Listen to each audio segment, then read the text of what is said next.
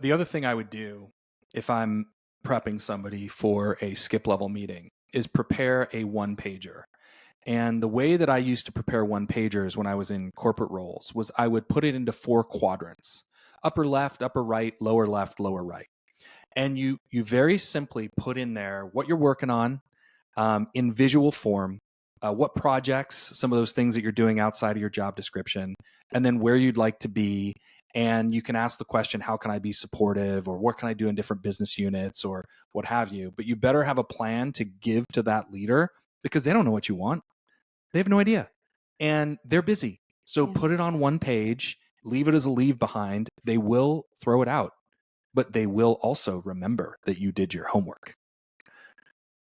I love that. I love that. Back in my day, we had to have a deck. It was still the, death by PowerPoint. But yes, I love the one page idea. Yeah, I used to laminate a one pager every time I went for a skip meeting. And if I was in person, I mean, that's the only way to play this game is in person. But I would walk into the meeting and have that one pager, one for them, one for me.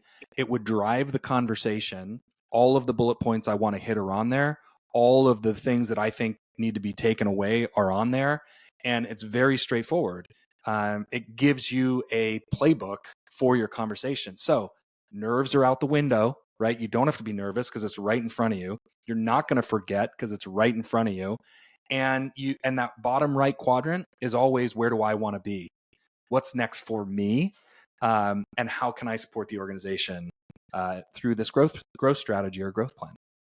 Yeah. And you bring up a really good point that I think, especially during this time, that it's important to speak to, especially with a lot of organizations being remote or being hybrid, right? Like this is one of those things that, we got the benefit of seeing them or at least passing them in the hallway or in the cafeteria. And while I understand the power of flexibility, obviously being an entrepreneur, I couldn't imagine going into an office every day. I get it.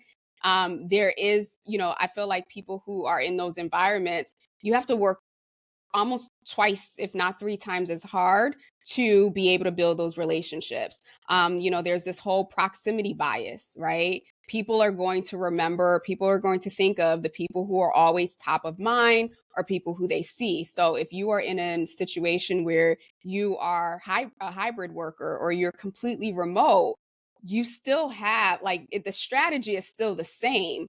The question now becomes, how do you incorporate that not being able to be face to face? Where are there opportunities for you to tap in? I have a client. He's at a managing consulting company, and there are periods where he'll travel just based on their region. So they're regional based, and so there are key decision makers who are in other parts of the country who he will never he doesn't see.